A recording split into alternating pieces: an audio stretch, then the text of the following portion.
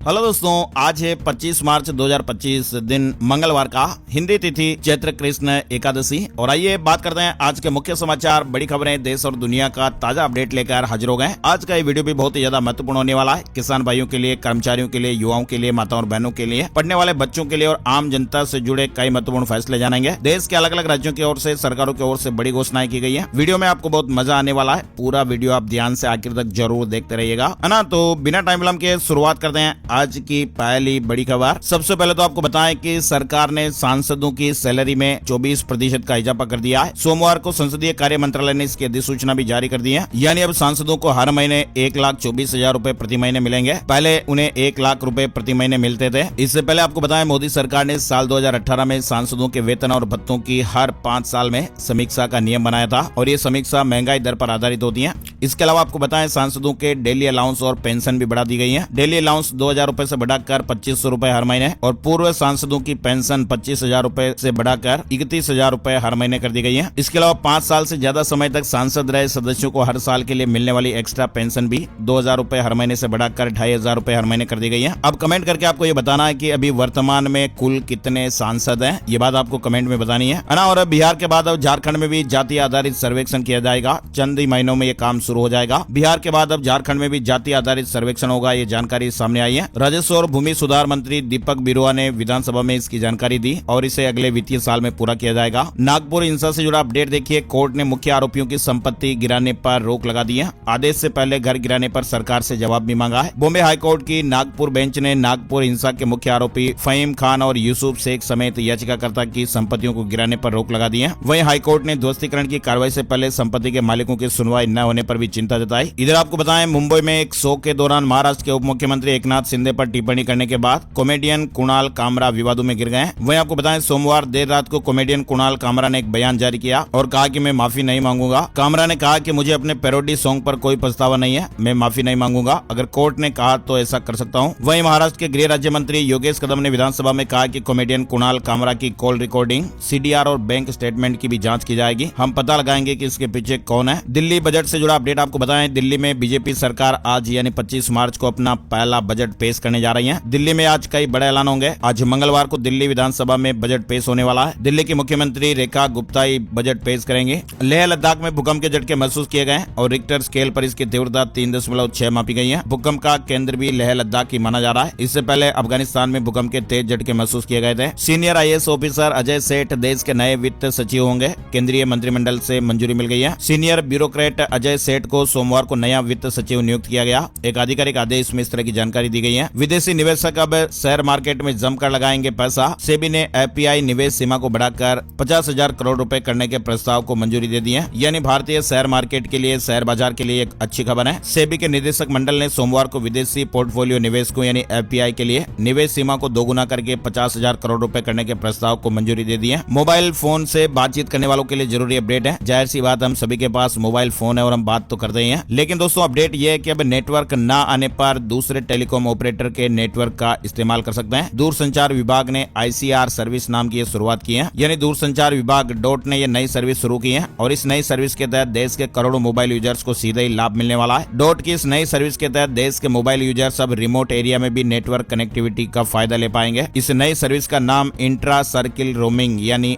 ICR है, जिसके तहत अब मोबाइल यूजर्स को रिमोट एरिया में भी नेटवर्क कनेक्टिविटी मिल पाएगी। नई ICR सर्विस के तहत हर सिम के यूजर्स को इसका लाभ मिलेगा। इसमें जियो, एयरटेल, वोडाफोन आइडिया और BSNL शामिल है। डॉट इंडिया ने इसको लेकर एक जानकारी भी शेयर की है। ICR यानी इंट्रा सर्किल रोमिंग का मतलब यह हुआ कि एक ही टेलीकॉम सर्किल में एक मोबाइल ऑपरेटर का सिम इस्तेमाल करने वाला यूजर दूसरे मोबाइल ऑपरेटर के नेटवर्क का इस्तेमाल करके मोबाइल सर्विस का इस्तेमाल कर सकेंगे। मान लीजिए कि आप ऐसे रिमोट एरिया में हैं जहां पर केवल जियो का नेटवर्क आता है, लेकिन अगर आपके पास BSNL का नेटवर्क है तो आप जियो के मोबाइल नेटवर्क का इस्तेमाल करके नेटवर्क कनेक्टिविटी का फायदा ले पाएंगे। तो ये बहुत ही अच्छी सुविधा है। फिलहाल ये सर्विस शुरू हुई है और अब धीरे धीरे पूरे देश में इसका फायदा मिलने लगेगा। वही देखिए, अहमदाबाद अधिवेशन के लिए कांग्रेस ने तैयारियां तेज कर दी हैं। रणदीप सुरजेवाला को बड़ी जिम्मेदारी दी गई है। अहमदाबाद में होने वाले AICC अधिवेशन में 3,000 से ज्यादा नेता जुटेंगे। साथ ही पूरा केंद्रीय नेतृत्व भी मौजूद रहेगा। अधिवेशन की शुरुआत 8 अप्रैल को कांग्रेस कार्य समिति की बैठक से होगी, जिसके बाद 9 अप्रैल को AICC प्रतिनिधियों की बैठक होगी। और अमेरिका जाना अब छात्रों के लिए आसान नहीं रहा। 41% F1 वीजा रिजेक्ट हो गए। अमेरिका ने 2023-24 में छात्रों के 41% F1 वीजा आवेदन आवेदनों को अस्वीकार कर दिया है। यानी अमेरिका लगातार अधिक संख्या में छात्र वीजा को रिजेक्ट कर रहा है और ये संख्या पिछले एक दशक में हाईएस्ट लेवल पर है। सुप्रीम कोर्ट से जुड़ा बड़ा अपडेट भी आया है। सुप्रीम कोर्ट ने इलाहाबाद हाई कोर्ट के उस फैसले के खिलाफ याचिका पर विचार करने से इंकार कर दिया है, जो मामला अभी हाल ही में काफी ज्यादा सुर्खियों में भी था। इलाहाबाद हाई कोर्ट ने एक फैसला सुनाया था, आपको मालूम होगा, बेटियों से जुड़ा वो फैसला था। लेकिन इलाहाबाद हाई कोर्ट के फैसले के खिलाफ जो याचिका लगाई गई थी वो फिलहाल सुप्रीम कोर्ट में खारिज हो गई है और सुप्रीम कोर्ट ने इस तरह के मामले को सुनने से इंकार कर दिया है। बड़ी खबर देखिए, जस्टिस वर्मा के ट्रांसफर की सिफारिश। Allahabad high court bar association विरोध में आज से ही हड़ताल पर है। सुप्रीम कोर्ट कॉलेजियम ने दिल्ली हाई कोर्ट के जस्टिस यशवंत वर्मा को उनके पेरेंट कोर्ट वापस ट्रांसफर करने की सिफारिश का प्रस्ताव जारी कर दिया है। वहीं Allahabad high court bar association ने सुप्रीम कोर्ट कॉलेजियम के इस फैसले पर आपत्ति जताई है और 25 मार्च यानी आज से ही अनिश्चितकालीन हड़ताल पर जाने का ऐलान कर दिया है। IMF ने फिर से एक बार भारत की जमकर तारीफ की है।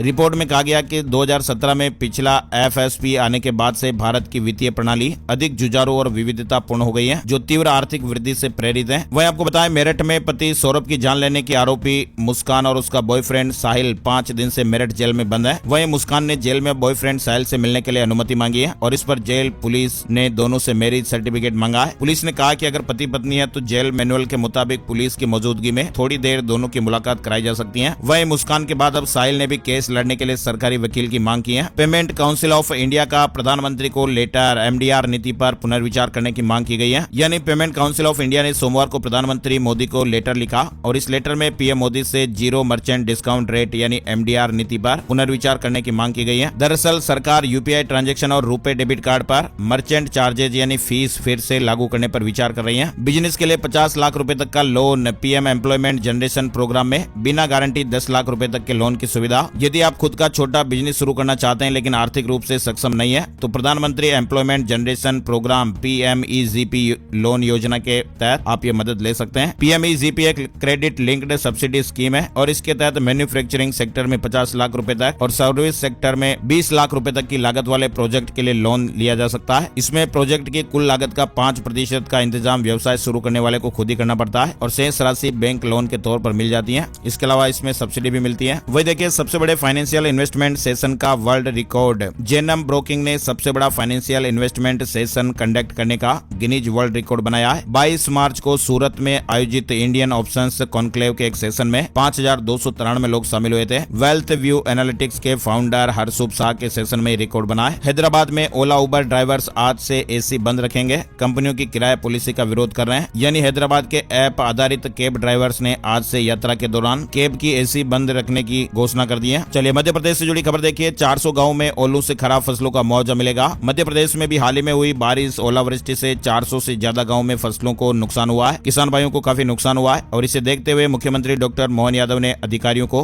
तुरंत सर्वे करने और किसानों को राहत राशि देने के निर्देश दिए हैं। वहीं सोमवार को कैबिनेट की बैठक में यह भी तय हुआ कि मध्य प्रदेश में 4 जगहों पर बड़े सौर ऊर्जा संयंत्र यानी सोलर प्लांट भी लगाए जाएंगे। इंदौर हाईकोर्ट की डिवीजन बेंच ने सोमवार को जैन समाज के तलाक के मामले में एक बड़ा आदेश दिया है। आदेश के तहत हाईकोर्ट ने फैमिली कोर्ट के उस आदेश को निरस्त कर दिया है जिसमें हिंदू मैरिज एक्ट में अल्पसंख्यक वर्ग के पक्षकारों को सुनवाई का हक नहीं होने के मुद्दे पर एक नहीं बल्कि 28 परिवाद एक साथ खारिज कर दिए थे। जैन समाज पर लागू होगा हिंदू विवाह अधिनियम। हाईकोर्ट ने फैमिली कोर्ट का फैसला पलट दिया है। और हरियाणा में एक महिला सरपंच अयोग्य करार हो गई है। फर्जी 10वीं का सर्टिफिकेट लगाकर चुनाव लड़ा था, अब कोर्ट ने रद्द कर दिया है। दोबारा चुनाव होंगे। हरियाणा में एक महिला सरपंच को कोर्ट ने अयोग्य करार दिया। 2022 में संपन्न हुए सरपंच चुनाव में चयनित हुई सरपंच को कोर्ट ने अयोग्य करार दिया है। हरियाणा में 75 लाख मीट्रिक टन गेहूं की खरीद होगी। CM सैनी ने रिव्यू मीटिंग बुलाई है। वहीं पंजाब पुलिस ने कहा कि जगजीत डल्लेवाल गिरफ्तार नहीं, सुप्रीम कोर्ट के ऑर्डर पर हॉस्पिटल में रखा। हाई कोर्ट ने कहा कि परिवार को मुलाकात करने दें। अमेजॉन इंडिया का बड़ा फैसला, छोटे कारोबारियों की चांदी होने वाली है। दरअसल ई-कॉमर्स कंपनी अमेजॉन इंडिया ने यह घोषणा की है कि वह 300 रुपए से कम कीमत वाले प्रोडक्ट पर रेफरल फीस खत्म करेगा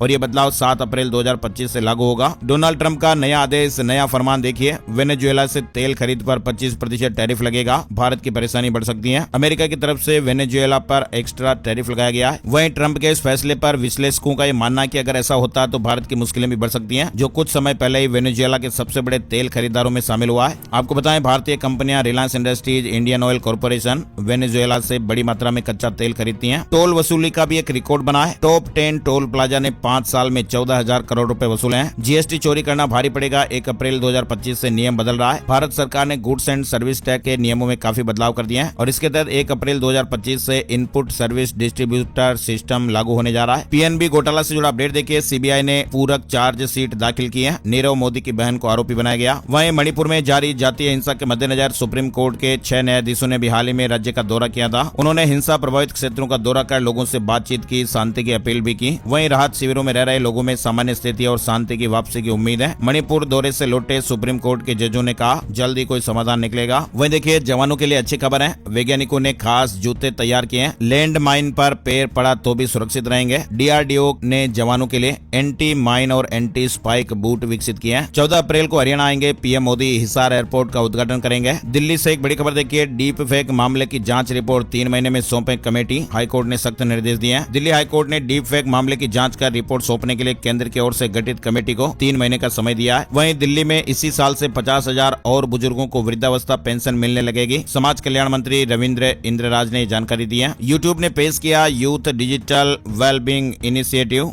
बच्चों के लिए सेफ और क्वालिटी कंटेंट पर फोकस रहेगा, यानी कंपनी का फोकस है कि वह बच्चों के लिए सेफ और सुरक्षित कंटेंट ऑफर करेगा। चलिए बड़ी खबर देखिए, हिमाचल प्रदेश से आ रही है। मुख्यमंत्री सुखविंदर सिंह सुक्खू ने कहा कि पूर्व सरकार के समय में शुरू की गई सहारा योजना को बंद नहीं किया गया है। सरकार इस योजना को जारी रखेगी और ऐसे पात्र लोग जिन्हें अभी तक इस योजना का पैसा नहीं मिला है उसे पेंशन जल्द ही जारी की जाएगी। सीएम सुक्खू ने कहा कि और बीमारियों को भी इसमें जोड़ा जाएगा। सहारा योजना को लेकर सीएम सुक्खू ने सदन में यह बड़ा ऐलान किया है। उन्होंने कहा कि सहारा योजना बंद नहीं होगी और जल्द ही पात्र लोगों की पेंशन भी आएगी। उन्होंने कहा कि नियमों में संशोधन पर हमारी सरकार विचार करेगी। केंद्रीय विद्यालय संगठन से जुड़ा अपडेट भी आ रहा है। देश भर के केंद्रीय विद्यालयों में एडमिशन के लिए प्रक्रिया जारी है। जो माता पिता अपने बच्चों को बाल वाटिका 1 और 3 में प्रवेश दिलवाना चाहते हैं उनके पास आखिरी मौका 24 मार्च तक निर्धारित था। वहीं अगर अभिभावक किसी बच्चे का फॉर्म वापस लेना चाहते हैं तो 28 मार्च तक उसे विड्रॉ कर सकते हैं। कक्षा 1 के लिए आवेदन करने वाले स्टूडेंट्स की जो पहली प्रोविजनल लिस्ट है वो आज यानी 25 मार्च 2025 को जारी की जाएगी। उत्तर प्रदेश से एक बड़ी खबर देखिए, उत्तर प्रदेश में टेम्पो ई रिक्शा चालकों और किराएदारों का वेरिफिकेशन किया जाएगा। सीएम योगी ने प्रदेश की कानून व्यवस्था को लेकर बैठक की। उत्तर प्रदेश के मेरठ में हुई महापंचायत में बिजली कर्मचारियों ने हुंकार भरी है। 9 अप्रैल को लखनऊ में आर पार का ऐलान भी हो सकता है। बिजली के निजीकरण के विरोध में उत्तर प्रदेश के मेरठ में बिजली कर्मचारियों ने हुंकार भरी।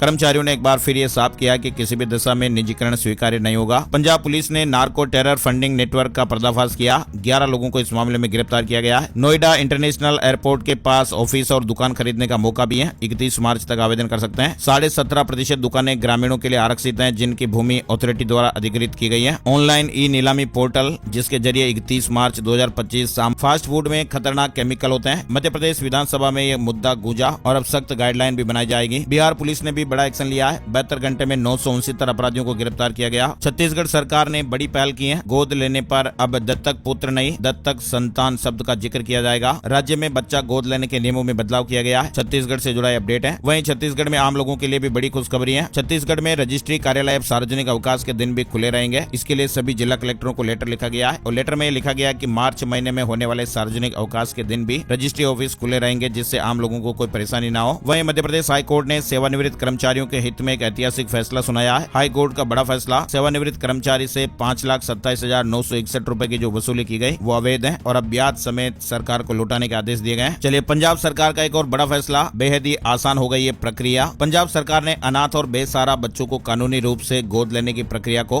और अधिक सुचारू, पारदर्शी और प्रभावी बनाने की दिशा में एक बड़ा कदम उठाया है। पंजाब सरकार द्वारा 16 गोद लेने वाली एजेंसियों को मंजूरी दी गई है जो संभावित माता पिता के लिए गोद लेने की प्रक्रिया को सरल और तेज बनाएगी। 16 महिला खिलाड़ियों को मिला बीसीसीआई का एनुअल कॉन्ट्रैक्ट, सितंबर तक रहेगा। रॉयल एनफील्ड क्लासिक 650 ट्वीन 27 मार्च को लॉन्च होने वाली है। वहीं आपको बताएं फरीदाबाद में 13 विदेशियों को भारतीय नागरिकता मिली है। 4 अफगानी और 9 पाकिस्तानी शामिल हैं। डीसी ने संविधान की शपथ दिलाई। दिल्ली ने लखनऊ को 1 विकेट से हराया। 20वें ओवर में चेज किया 210 रन का टारगेट। आशुतोष शर्मा ने छक्का मारकर बाजी पलट दी। यानी दिल्ली कैपिटल्स ने आईपीएल 18 में लखनऊ सुपर जॉयंट्स पर 1 विकेट की रोमांचक जीत हासिल की है। बरेली में 3 मिनट में 400 सिलेंडर में ब्लास्ट हो गया। गैस गोदाम में आग लग गई। घर छोड़कर लोगों को भागना पड़ गया। बरेली में सोमवार दोपहर महालक्ष्मी गैस एजेंसी में सिलेंडर फटने से आग लग गई और पल भर में आग ने भीषण रूप ले लिया था और 3 मिनट में करीब 400 सिलेंडर में धमाके हुए। और इन धमाकों की आवाज 3 किलोमीटर दूर तक सुनाई दी। वहीं बड़ी खबर देखिए, स्टार्टअप महाकुंभ का दूसरा संस्करण 3 से 5 अप्रैल तक दिल्ली में दुनिया में इनोवेशन का सबसे बड़ा शोकेस होने वाला है। यानी आपको मालूम होगा, अभी देश में हाल ही में प्रयागराज में 144 वर्षों बाद महाकुंभ जैसे धार्मिक समागम के सफलता पूर्वक आयोजन का साक्षी बना प्रयागराज। तेजी से प्रगति के पथ पर बढ़ते भारत में अब एक और महाकुंभ आयोजित होने जा रहा है और ये महाकुंभ देश के स्टार्टअप इकोसिस्टम से जुड़े लोगों का समागम होने वाला है और इसका नाम है स्टार्टअप महाकुंभ 2025। दुनिया के सबसे बड़े इनोवेशन शोकेस के रूप में देश के स्टार्टअप इकोसिस्टम का सबसे बड़ा और भव्य आयोजन स्टार्टअप महाकुंभ 3 से 5 अप्रैल तक दिल्ली में आयोजित होगा और ये एक ऐतिहासिक आयोजन है जो भारत मंडपम में होगा। कनाडा में 28 अप्रैल को आम चुनाव होंगे। पीएम ने कहा कि ट्रंप से निपटने के लिए मजबूत जनादेश चाहिए, टैरिफ वार सबसे बड़ा खतरा है। मीशो 8,300 करोड़ का आईपीओ लाने वाली है, जल्दी ड्राफ्ट डॉक्यूमेंट्स फाइल किए जाएंगे, ऐसे अपडेट है। शेयर मार्केट न्यूज अपडेट में आपको बताएं, शेयर बाजार में तेजी देखने को मिली। सेंसेक्स 1078 अंक चढ़कर 77,984 पर बंद हुआ। निफ्टी में 307 अंकों की तेजी रही और ये 23,658 पर बंद हुआ है। लखनऊ में 69,000 शिक्षक भर्ती अभ्यर्थियों का प्रदर्शन देखने को मिला है। नियुक्ति पत्र की मांग को लेकर बेसिक शिक्षा मंत्री के आवास का घेराव करने पहुंच गए थे। राजस्थान में पारा 40 डिग्री पार, मध्य प्रदेश में 39 डिग्री। राजस्थान में बारिश की संभावनाएं भी बनेगी। 26 मार्च को राजस्थान के कुछ इलाकों में मामूली बारिश हो सकती है। हरियाणा में भी 35 डिग्री पर पहुंच गया तापमान। हिमाचल प्रदेश में आज से ही 3 दिन बारिश और बर्फबारी। 25 मार्च से एक वेस्टर्न डिस्टर्बेंस एक्टिव हो रहा है, इसका असर चंबा लाहौल स्पीति के अधिक ऊंचे क्षेत्रों पर नजर आएगा। वहीं देखिए, सुजुकी के 2 नए स्कूटर अपडेट हुए हैं। नए इंजन और रंगों के साथ सुजुकी के 2 स्कूटर अपडेट हुए। राजस्थान से जुड़ा अपडेट देखिए, 31 लाख किसानों को मिला इस योजना का लाभ। राजस्थान में 31 लाख किसानों को सहकार जीवन बीमा सुरक्षा योजना में 172 करोड़ रुपए से अधिक का लाभ मिला है। मेहंदीपुर बालाजी में एक फर्जी एडीएम गिरफ्तार हो गया। दर्शनों के लिए वीआईपी प्रोटोकॉल की मांग कर रहा था, कार्ड मांगा तो बोला कि घर पर भूल गया। फिलहाल पुलिस ने युवक को गिरफ्तार कर लिया है। युवक ने कहा कि भीड़ से बचने के लिए झूठ बोला था। नागौर से जोधपुर तक 4 लेन हाईवे बनेगा, नितिन गडकरी ने यह घोषणा की है। वहीं सांसद बेनीवाल ने कहा कि नागौर से सालासर भी 4 लेन करवाएंगे। राजस्थान में स्पेशल ऑपरेशन ग्रुप एसओजी ने पेपर लीक के मामले में एग्जाम कराने वाली टीसीएस कंपनी के प्रोजेक्ट मैनेजर जगजीत सिंह समेत 2 लोगों को गिरफ्तार किया है। जेल प्रहरी भर्ती 2018 का जगजीत ने पेपर लीक किया था और 60 लाख रुपए में पेपर का सौदा किया था। इस तरह के अपडेट है। राजस्थान में देखिए, विधानसभा में कोचिंग रेगुलेशन बिल भी अटक गया है। बीजेपी विधायकों ने विरोध किया था, सिलेक्ट कमेटी को सौंपा गया। फिलहाल सदन अनिश्चित काल के लिए स्थगित हो गया है। वहीं खबर है कि कोचिंग संचालक अब मुख्यमंत्री से मुलाकात करेंगे। कोचिंग सेंटर विधेयक 2025 को सरल बनाने के लिए सरकार से मांग करेंगे। जयपुर में लगेगा कृषि और गौ उत्पादों का राष्ट्रीय मेला 26 से 28 मार्च तक। पिंजरा पोल गौशाला में देश भर के किसान और गौपालक शामिल होंगे। राजस्थान दिवस उत्सव में कई कार्यक्रम होने वाले हैं। राजस्थान दिवस 30 मार्च के उपलक्ष्य में राज्य सरकार द्वारा 25 से 31 मार्च तक टोंक जिले में भी कई कार्यक्रम होंगे। राजस्थान में बड़ा आरएसएस का दायरा, 10,500 से ज्यादा हुई शाखाएं। देश भर में आयोजित होंगे हिंदू सम्मेलन। बेंगलुरु के जन सेवा विद्या केंद्र में राष्ट्रीय स्वयंसेवक संघ यानी आरएसएस की 3 दिवसीय अखिल भारतीय प्रतिनिधि सभा बैठक संपन्न हो गई है। इस बैठक में देश भर से 1482 कार्यकर्ताओं ने हिस्सा लिया। आंगनबाड़ी केंद्रों से जुड़ा अपडेट है राजस्थान को लेकर। आंगनबाड़ी केंद्रों पर लाभार्थियों का आधार सत्यापन होगा, फेस रिकॉग्निशन से पहचान होगी। अधिकारियों ने कहा कि सही व्यक्ति को योजनाओं का लाभ मिलना चाहिए। वहीं सेना भर्ती मुख्यालय जयपुर ने साल 2024-25 के अग्निवीर दूसरे चरण की भर्ती रैलियों के दौरान आयोजित सेना भर्ती रैलियों का